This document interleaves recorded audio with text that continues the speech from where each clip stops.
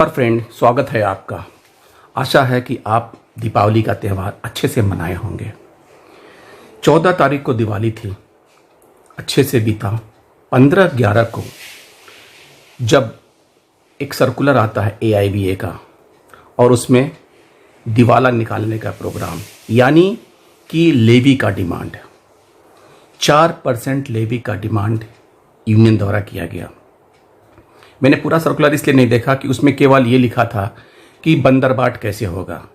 4% आपसे लेने के बाद जो पैसा यूनियन को मिलेगा वो कैसे local unit, other unit, central unit कहाँ बांटेंगे, उससे कोई मतलब नहीं है। हमें जिसको देना है उसको 4% वो ले लेंगे। अब ये कहाँ तक उचित है, ये तो क्योंकि हमारे बहुत मित्रों ने इसकी जोरदार पक्ष में कहा है कि नहीं देना चाहिए। हमारे कुछ मित्रों इसको कहते हैं कि नहीं देना चाहिए। मेरा ओपिनियन क्या है मैं बताता हूँ आपको। अगर आप मान लें तो आपके पास जो पब्लिक सेक्टर बैंक में वर्क फोर्स है वो लगभग 4 लाख ऑफिसर्स, 3 लाख क्लर्क और सब स्टाफ लगभग 1.25 लाख या 1.2 लाख आप समझ लीजिए। इतना work force public sector banks में काम कर रही है और ऑन एवरेज अगर इनको एरियर मिलने की जो संभावना है वो 3 साल का आप एरियर देखिए तो ऑफिसर्स को 1.5 लाख एवरेज, क्लर्क को 1.1 लाख एवरेज एंड सब स्टाफ को 75K यानी 75,000 एवरेज। और इस हिसाब से अगर आप जोड़ें तो अगर 4% का लेवी आप कैलकुलेट करते हैं तो लगभग ऑफिसर द्वारा 240 करोड़ का लेवी देना होगा, क्लर्कल में 132 करोड़ और सब स्टाफ में 36 करोड़। टोटल लगभग 408 यानी 408 करोड़। 408 करोड़ रुपया लेवी हम यूनियन को देंगे। किस बात के लिए देंगे ये यूनियन भी जानती है। अगर 408 करोड़ का लेवी यूनियन पाती है, क्या यूनियन कोई स्टाफ वेलफेयर की स्कीम चलाती है? मुझे तो नहीं आइडिया है कि कोई भी बैंक्स यूनियन स्टाफ के वेलफेयर के लिए कोई स्कीम चलाती है कि अगर किसी स्टाफ की कैजुअलिटी हो जाती है तो उसके फैमिली को सपोर्ट करेंगे, या किसी के स्टाफ अगर थोड़ा सा लोअर इनकम ग्रुप में है तो उसके बच्चे की पढ़ाई के लिए मदद करेंगे, या ऐसा कोई स्टाफ वेलफेयर स्कीम ये यूनियन चलाती है। केवल आपका 3 साल डिले करके सेटलमेंट कराना हर 5 साल के बाद, यही एक काम है। बाकी तो लोकल मैनेजमेंट है कि आपका ट्रांसफ़र के लिए कैसे मैनेज करें और क्या करें, वो उसको ज़्यादा माने नहीं रखता है। अगर आप फ्रॉड करोगे तो आप वैसे भी नहीं बचोगे। केवल यूनियन क्या करती है, अगर ये सब हमसे क्यों डिमांड किया जाता है? जब 3 साल में स्ट्राइक हुआ तो हमने सैलरी कटाई, हमारा एरियर अभी मिलने में देरी हो रहा है तो मैंने इंटरेस्ट लूज किया 3 साल का, हमने टैक्स हमको एरियर पे देना है और इन सब के साथ हमको 4% लेवी देना है। 1105 दिन के बाद अगर यूनियन ये डिमांड करती है कि हमको 4% का लेवी दीजिए तो कहाँ तक उचित है ये तो कहना ठीक नहीं होगा। AIBA का मैंने लेटर देखा, साथ में बेफी का भी लेटर देखा। बेफी जिस यूनियन ने एग्रीमेंट पे कोई साइन ही नहीं किया है लेकिन फिर भी उनका डिमांड है। और एक जगह हम पढ़ रहे थे तो उसके हिसाब से तो यूनियन देना ट्रेड यूनियन एक्ट 1926 के सेक्शन 16 के हिसाब से it is not a mandatory, it is not a compulsion to give the levy to union. लेकिन फिर हम क्यों देते हैं? इसलिए ना कि यूनियन ने हमारे साथ कुछ भी हमारा वेलफेयर का काम करेगी। लेकिन क्या आप लोकल लेवल पे केवल छोटे मोटे ट्रांसफ़र, वो भी उनके कागज़ के लोगों का, आम आदमी का कोई फ़ायदा नहीं होता है, या कभी कभी डिसिप्लिनरी इंक्वायरी लड़ने के लिए। लेकिन अगर आप सच रहते हैं तो उसमें भी आपकी उसकी कोई ज़रूरत नहीं पड़ती है। अगर आप नॉर्मल काम से ढंग से बैंक में काम करते हैं तो आपके ऊपर कोई भी आफत नहीं आने वाली है, अगर कोई आप किसी अन्य काम में इंडल्ज नहीं होते हैं। अब सवाल यह है कि 400 अगर हम सब्सक्रिप्शन जो मंथली देते हैं क्या उससे यूनियन का काम नहीं चलता?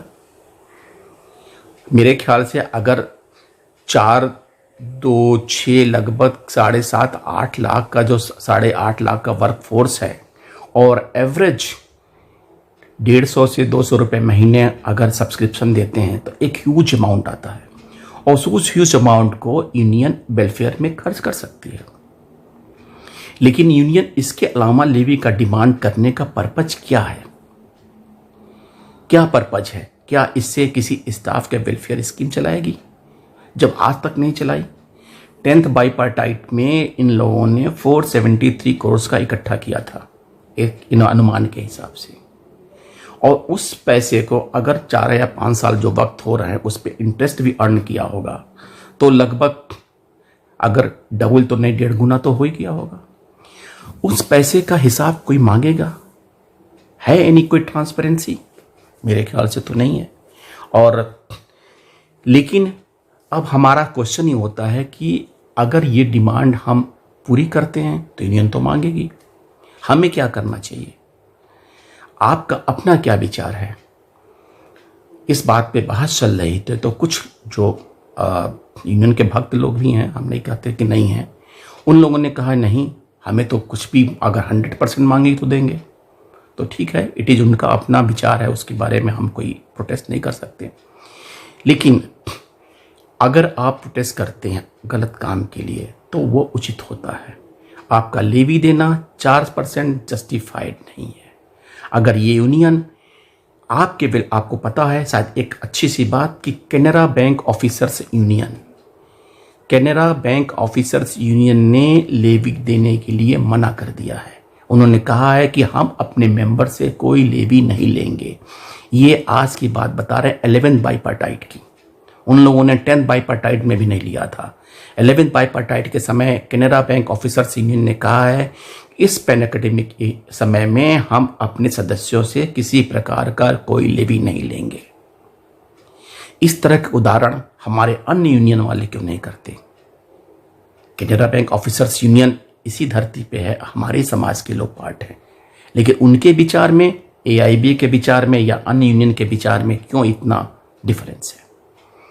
तो दोस्त, अगर डिमांड करते, अगर हमारे जेन्युइनिटी पे ध्यान देते तो ये लमसम भी मांग सकते थे। ऑफिसर से 1500 रुपये, क्लर्क से 1000 रुपये, सब स्टाफ से 500 रुपये, एक रिजनेबल अमाउंट का डिमांड करते तो शायद कोई भी हमारा स्टाफ मना नहीं करता। लेकिन 4% का लेवी इस तरह से डिमांड करना क्या यूनियन को अच्छा लगता है? ट्रेड यूनियन का मतलब होता है कि they have to work for the staff welfare only, not for others. They are not for the exploiting the staff. They are exploiting the staff members by every aspect. आप ये कह सकते हैं हमारा 3.5 साल 3.25 साल लगने के बाद अगर ये सेटलमेंट होता है उसके बाद तो उन्हें खुद कहना चाहिए। और बल्कि AIBA का सर्कुलर एक और भी घूम रहा है कि लोग गुमराह कर रहे हैं सोशल मीडिया पे, इस तरह से बातें आए, उनको समझाइए, एजुकेट करिए कि ये सेटलमेंट बहुत अच्छा हुआ है और उन्हें समझाइए कि लेवी देना चाहिए, अन्य प्रकार की बातें जो आप सर्कुलर में पढ़ते होंगे। फ्रेंड्स, आपके विचार कुछ भी हो सकते हैं, लेकिन this is the right time कि आप यूनियंस को इस बारे में मना करिए। आप एक लेटर लिख के अपने ब्रांच को, अपने हेड ऑफिस को इस माध्यम से भेजिए कि kindly don't deduct my levy from the my arrears. अभी आज तक ये नहीं पता है कि आपको एरियर नवंबर की सैलरी में मिलने वाला है या नहीं मिलने वाला है।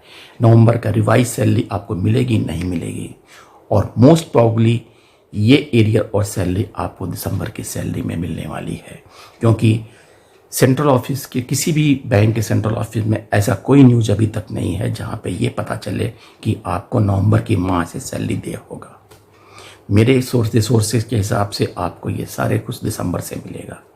तो फ्रेंड्स, इस पे जोर देने के बजाय यूनियन कि हमारा एरियर और सैलरी दिलवाए, इस पे जोर दे रही है कि हमें लेवी दीजिए। फैसला आपके हाथ में है। आप अपने बैंक ब्रांच को देते हैं कि मेरा लेवी मत काटा जाए, या आप कहते हैं कि मेरा लेवी काट लिया जाए। उचित यही होगा कि आप लेवी ना दें। फैसला आपके हाथ में है। फ्रेंड्स, इन्हीं शब्दों के साथ आज का वीडियो मैं समाप्त करता हूँ। नेक्स्ट वीडियो में what are the new introduction in the joint note and the bipartite मैं आपको बताऊंगा कि क्या क्या न्यू इनकॉर्पोरेट हुए हैं। और तब तक के लिए अगर मेरा चैनल अभी आपने सब्सक्राइब नहीं किया हो तो प्लीज़ ज़रूर सब्सक्राइब करें ताकि लेटेस्ट अपडेट्स आपको मिलते रहें। Thank you friends, thank you.